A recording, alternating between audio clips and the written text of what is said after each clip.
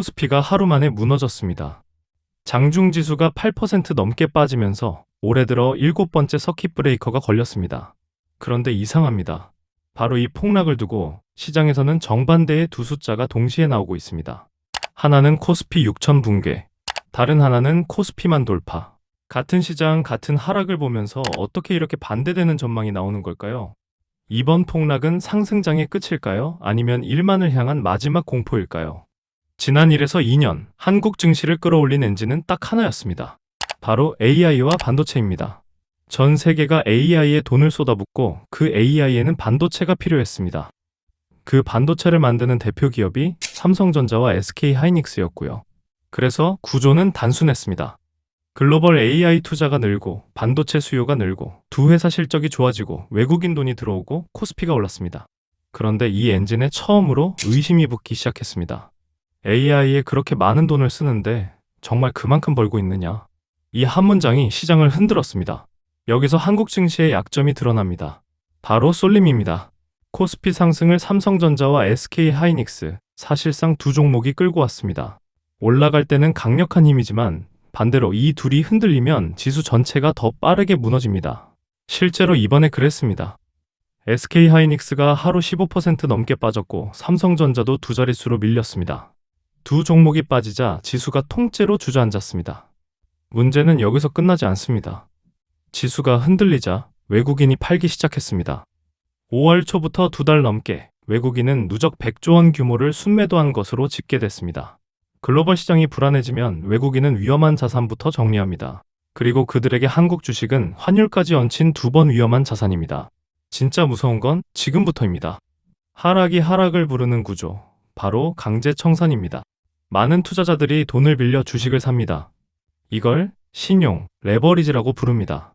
그런데 주가가 일정 수준 아래로 떨어지면 빌려준 쪽에서 강제로 주식을 팔아버립니다. 담보가 부족하니 내가 팔겠다는 겁니다. 그럼 그 매도가 주가를 더 떨어뜨리고 더 떨어진 주가가 또 다른 청산을 부릅니다.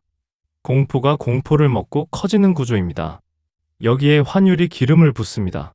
원달러 환율은 한때 1,550원을 넘었습니다. 환율이 오르면 외국인 입장에서는 한국 주식을 들고만 있어도 손해가 납니다.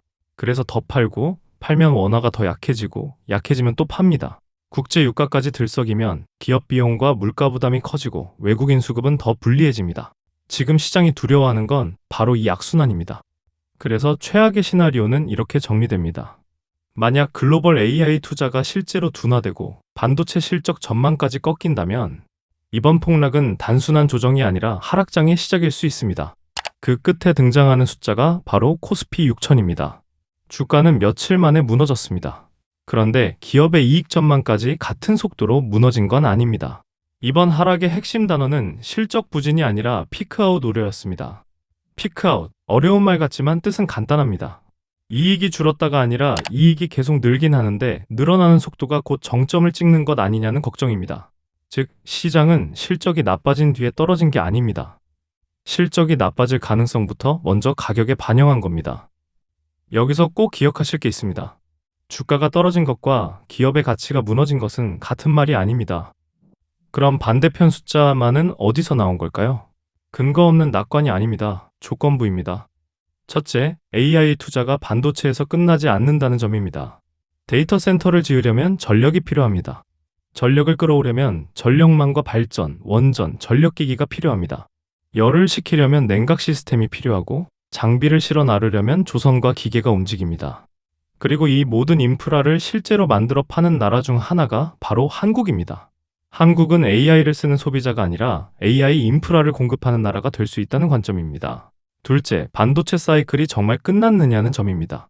시장의 공포와 달리 실제 기업의 실적 전망은 아직 꺾이지 않았습니다. AI용 메모리인 HBM 수요는 여전히 강하고 차세대 제품 증설도 진행 중입니다. 시장이 공포를 먼저 반영했을 뿐 사이클이 끝났다고 확정된 건 아직 아닙니다. 셋째, 코리아 디스카운트입니다. 그동안 한국 주식은 실적 대비 싸게 거래됐습니다. 그런데 배당 확대, 자사주 소각, 주주 환원, 지배구조 개선 같은 밸류업 흐름이 이 저평가를 조금씩 걷어내고 있습니다. 그래서 핵심은 이겁니다.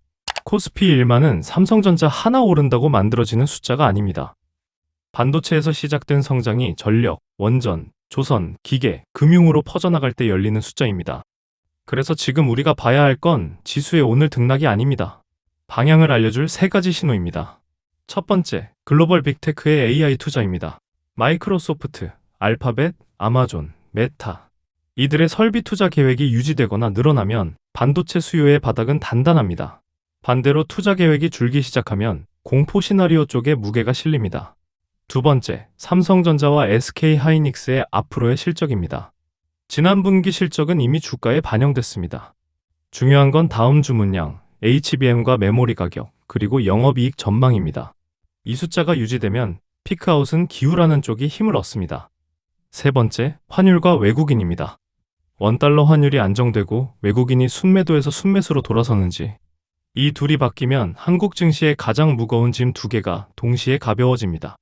하나가 바뀔 때마다 6천과 만 사이에서 시장의 무게추가 움직입니다. 코스피 6천과 코스피 만? 지금은 둘 중 어느 숫자도 완전히 불가능한 이야기는 아닙니다. AI 투자가 꺾이고 반도체 이익까지 무너진다면 지금의 폭락은 시작일 수 있습니다. 하지만 기업의 이익은 유지되는데 시장의 공포만 과도하게 커진 거라면 이번 하락은 훗날 코스피 1만으로 가는 길에서 가장 컸던 조정으로 기록될 수도 있습니다. 결국 중요한 건 지수가 오늘 몇 포인트 움직였느냐가 아닙니다. 한국 기업들이 앞으로 얼마나 많은 돈을 벌 수 있느냐입니다. 6천인가 만인가? 답은 실적에 있습니다.